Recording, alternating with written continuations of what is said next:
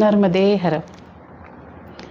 मैं डॉक्टर सुरुचि अग्निहोत्री नाइक नर्मदा परिक्रमा एक विलक्षण अनुभूति के 14वें भाग में 14वें प्रकरण में आप सभी का स्वागत करती हूँ। पिछली प्रकरण में मैंने बताया था कि हम जो 3-4 लोग साथ चल रहे थे, 5 लोग हम साथ चल रहे थे। मैं, सुरेखा ताई, स्मिता ताई, काका और काकू। हमारे रास्ते अलग हो गए। हमारे रास्ते कैसे अलग हुए? हमारे रास्ते अलग होने के बाद हमें क्या अनुभव हुए, वो मैं आपको इस भाग में बताने वाली हूँ। नर्मदा परिक्रमा बहुत से लोग करते हैं और बहुत से लोगों को बहुत से अनुभव भी आते हैं।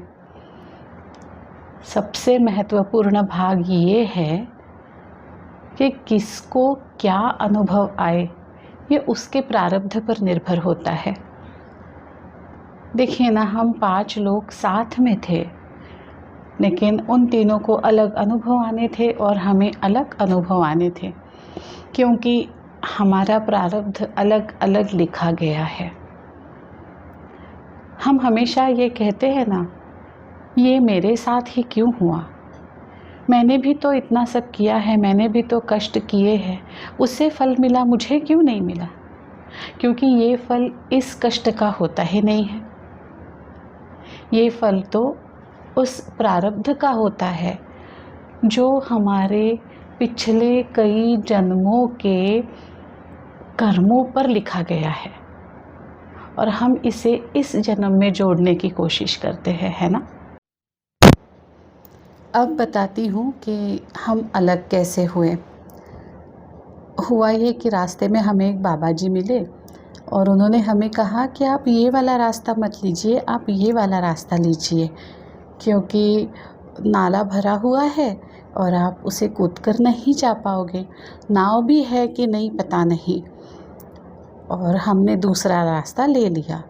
अब हमने पीछे स्मिता ताई को फ़ोन करके बताया भी कि आपको एक गन्ने का खेत लगेगा, गन्ने के खेत के बाद आपको एक छोटा सा मंदिर लगेगा, बिल्कुल छोटा सा रास्ते के किनारे। उसके बाद आपको बहुत बड़ा सा पीपल का पेड़ लगेगा और उसके बाद थोड़ा सा दाहिने तरफ जा कर के एक छोटा सा रास्ता है पगडंडी वाला, आप उसे ले लेना। फिर एक छोटा सा नाला लगेगा और वो नाला हम कूद जाएंगे तो हम नलवाई की तरफ जाएंगे, हमें चिचली की तरफ जाने की ज़रूरत नहीं पड़ेगी। स्मिता ताई को रास्ता बताया था, उन्होंने भी अच्छे से सुना था, देखा था, समझा था, और शायद काका काकू को भी उन्होंने समझाया था। और अब हम सोच रहे थे कि थोड़ी देर में स्मिता ताई, काका और काकू भी हमारे साथ आ जाएंगे, लेकिन जो होना होता है वो होता ही है। उनका प्रारब्ध अलग था, हमारा प्रारब्ध अलग था। हम तो आगे बढ़ गए। वो रास्ता नहीं ले पाए जो हमने लिया था। उन्होंने पहला वाला रास्ता लिया जिसमें नाला भरा हुआ था और नाव भी नहीं थी। अब बताती हूँ कि हमें अनुभव कैसे अलग अलग आए।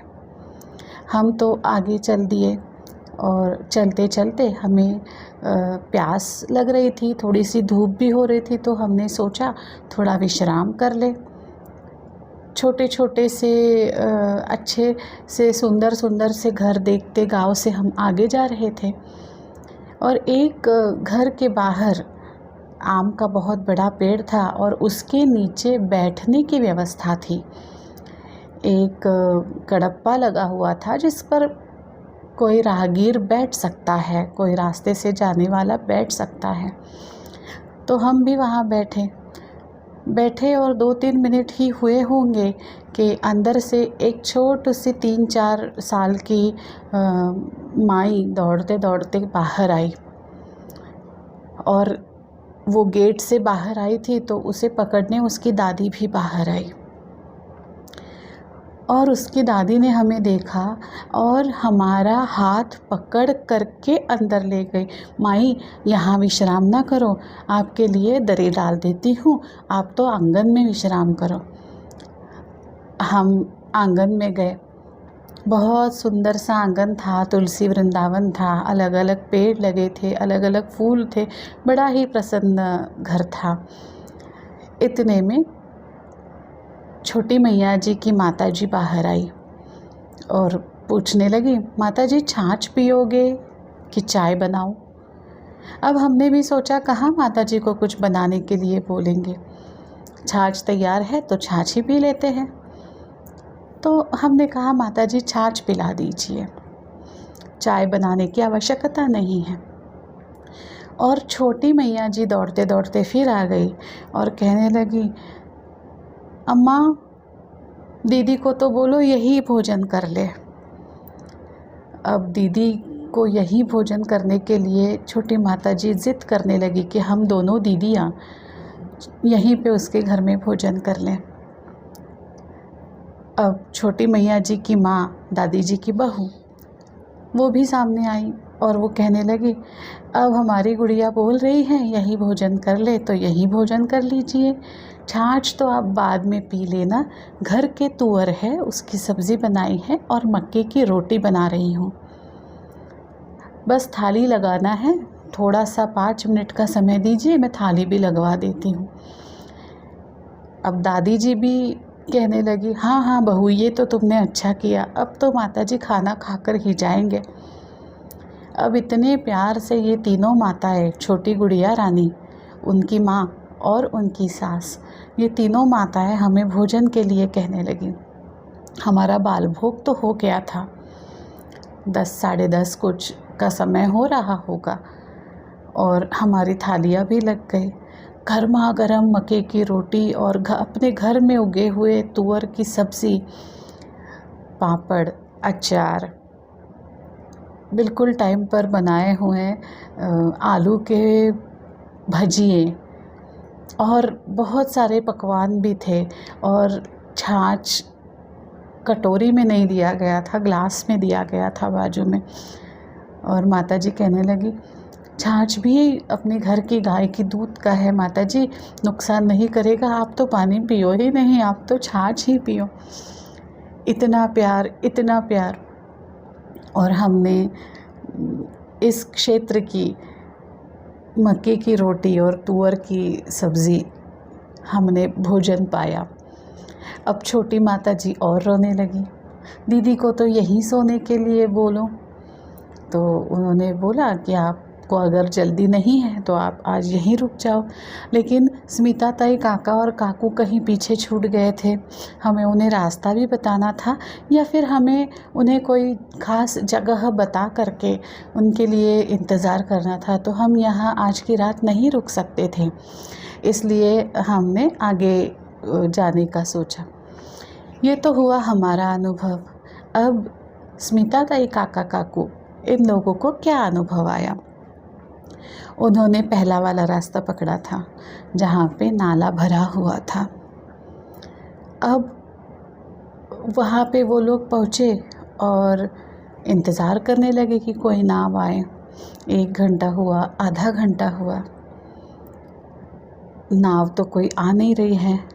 अब परेशान हो गए और सोचने लगे कि अब क्या करें, क्योंकि जो निशानियाँ मैंने उन्हें बताई थी कि छोटा मंदिर है, फिर गन्ने का खेत है, पीपल का पेड़ है, दाहिनी तरफ जाओगे तो छोटा सा नाला है, इनमें से एक भी निशानियाँ उनको दिखी नहीं। पता नहीं वो कैसे नज़रअंदाज कर गई या उनके नज़र में आई नहीं। और जो पहले वाला रास्ता था, जो हमें बताया गया था कि आप इस रास्ते से मत जाओ, वो उसी रास्ते से चले गए। अब काफ़ी इंतज़ार करने के बाद क्या हुआ, वहाँ पे एक साधु महाराज जी आए, पता नहीं कहाँ से एक सन्यासी जी आए और उन्हें कहने लगे कि माता जी आप तो थोड़ा सा रुक जाओ, नाव आती ही होंगी, और आपको नाव मिल जाएगी नाला पार करने के लिए, तो आप नाव से ही जाना। इतना बड़ा नाला है कि आप वैसे पार नहीं कर पाओगे। और काफ़ी वार्तालाप भी हुआ साधु महाराज जी का और इन तीनों का, और इन तीनों को साधु महाराज जी ने आशीर्वाद भी दिए, और उसके बाद वो उनके रास्ते आगे चले गए। नाव भी आ गई और ये नाव में बैठ कर के आगे आ गए। अब देखिए, बाल भोग तो हमने साथ ही किया हुआ था।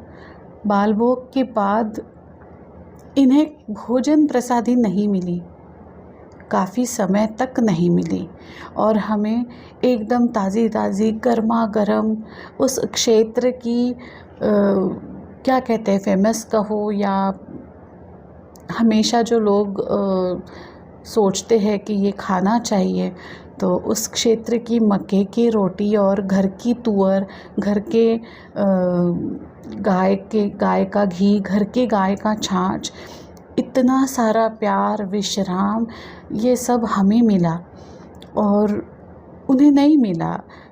उन्हें भूख लग रही थी जब वो नाव पार करके आए, तो उसके बाद भी काफ़ी देर तक उन्हें भोजन प्रसादी नहीं मिली, और हमें मिल गई, समय से पहले मिल गई और उन्हें समय के बाद भी नहीं मिली। लेकिन जो आशीर्वाद, जो साधु महात्मा का दर्शन जो उन्हें मिला, वो हमारे भाग्य में नहीं था, वो हमें नहीं मिला। हम नहीं दर्शन कर पाए किसी महात्मा के, हमें आशीर्वाद नहीं मिला उन महात्मा का, क्योंकि वो हमारे प्रारब्ध में था ही नहीं। इस तरह हर एक का प्रारब्ध अलग लिखा गया है और हर एक के जीवन में आने वाले अनुभव भी अलग अलग लिखे गए हैं। परिक्रमा मार्ग तो एक ही था, रास्ता थोड़ा सा हम दोनों भटक गए थे, बाद में हम मिले भी, लेकिन हमारा अलग होना ज़रूरी था अपने अपने अनुभवों को लेने के लिए। तो इससे मुझे ये सीखने को मिला कि कई दो लोग बहुत से कार्य एक जैसे करते हैं, एक साथ करते हैं, लेकिन उसके फल उन्हें एक जैसे नहीं मिलते। तो ये उस कार्य के फलों का नहीं होता है कुछ उन दोनों का संबंध, ये संबंध तो उसके साथ साथ पिछले कर्मों का भी होता है। तो हमें ये नहीं सोचना चाहिए कि अगर मैंने भी यही किया और उन्होंने भी यही किया तो उनको ये चीज़ मिली और मुझे नहीं मिली। ये सोचना शायद गलत होगा, है ना।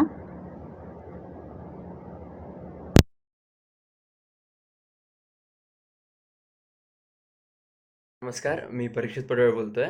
मी नागपूरचा आहे आणि आता ॲक्च्युली मला जवळपास 3 महिने झाले मी सॉल्ट टिश्यू थेरपी घेतो आहे आणि मला फरक तर खरं खूप जाणवतोय. त्याच्याबद्दल मी डॉक्टर सुरेशना खरंच खूप खूप धन्यवाद म्हणतो आणि मी ही थेरपी ॲक्च्युली सगळ्यांना रेकमेंड करेल कारण इफेक्टिव्ह तर खूप आहे आणि सोपी पण खूप आहे. जास्ती काही नाही, बस तुम्हाला दिवसातून 4 वेळा गोळ्या घ्यायच्या आहे गरम पाण्यात टाकून आणि तुम्हाला 1-2 आठवड्यात फरक खूप जाणवायला लागेल. आणि बस आता मला बिलकुल खरं तर सर्दी नाही आहे आता इथे आल्यावर, तर म्हणून मी डॉक्टर सुरेशना खरंच खूप खूप धन्यवाद म्हणतो.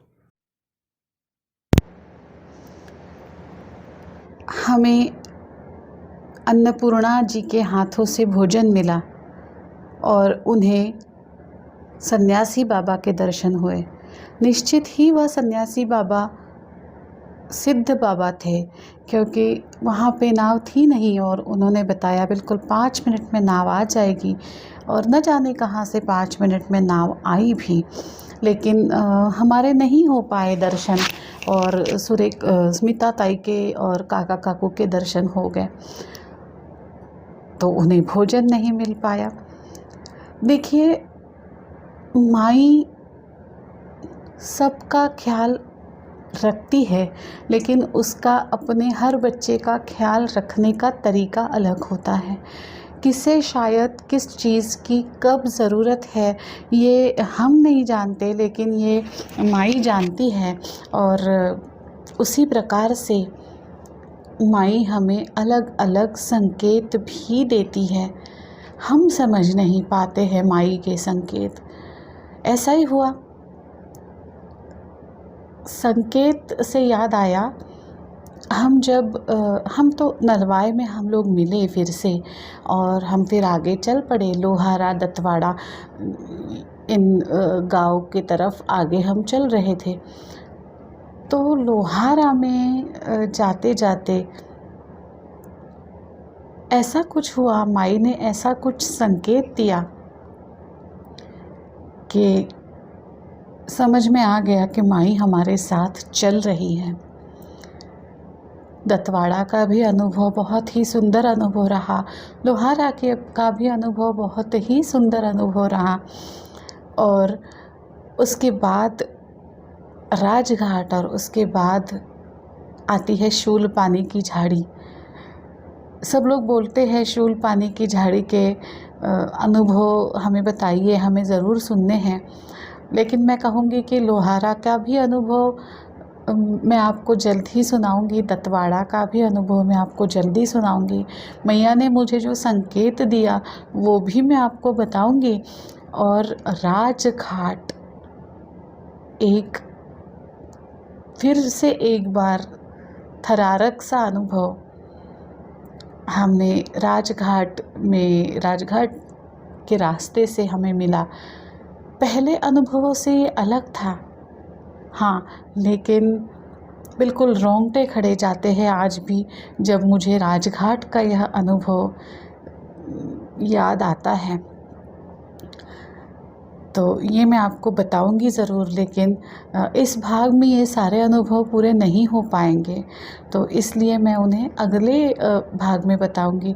मुझे बहुत से मेरे वाचक है, मेरे व्यूवर्स है जो वीडियो देखते हैं, वो कहते हैं कि आप अनुभव पूरा कीजिएगा, अधूरा नहीं छोड़िएगा।